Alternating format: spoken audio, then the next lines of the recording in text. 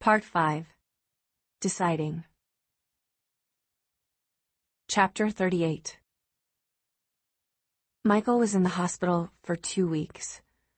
Dean was released after 2 days.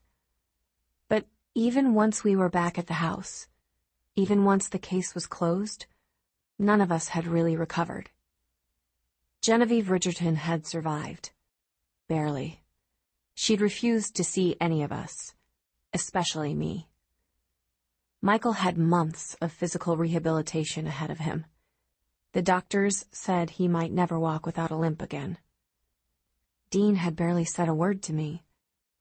Sloan couldn't talk about anything other than the absolute unlikelihood of a serial killer being able to pass the psych evals and background check necessary to join the FBI, even under an assumed name.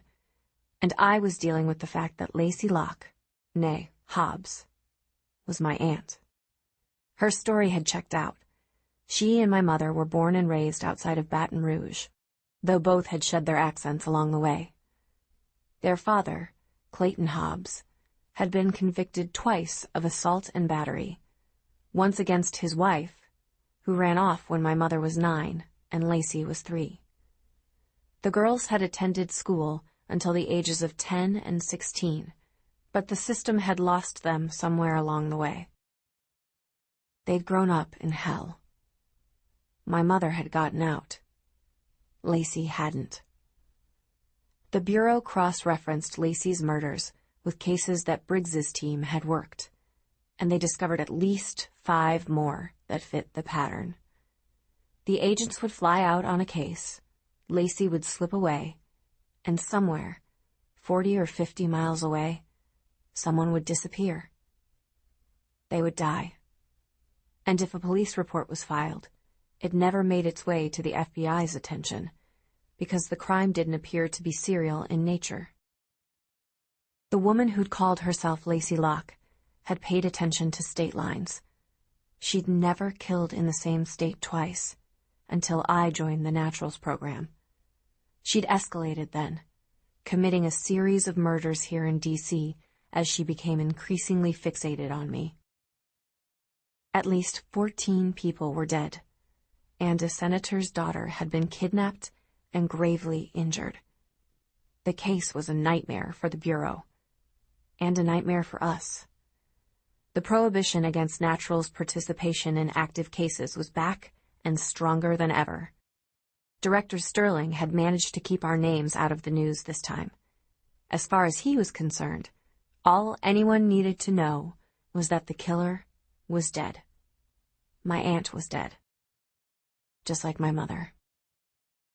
2 weeks after Michael had pulled the trigger, I could still see those last moments playing out, over and over again.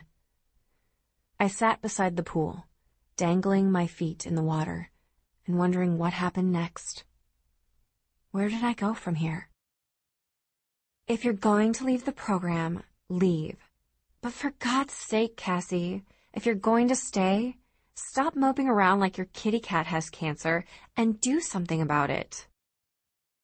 I turned to see Leah standing above me. She was the one person who hadn't changed as a result of all of this. In a way, it was almost comforting to know that I could count on her to stay the same. What do you want me to do? I asked, pulling my feet out of the pool and standing up so that we were eye to eye. You can start by getting rid of that rose-red lipstick I gave you, Leah said. Leave it to her to know that I still had it, that I'd carried the tube she'd given me everywhere I went since discovering an ancient tube of rose red, worn to a nub, in my aunt's hand the night she died. Apparently, it had been my mother's color of choice, even as a girl. Lacey had kept it all these years. That was what she'd carried in her pocket. That was what she'd held as I spun my story about my mother's death. The FBI had found a dozen other lipsticks in a cabinet at her house, keepsakes that she took from each victim.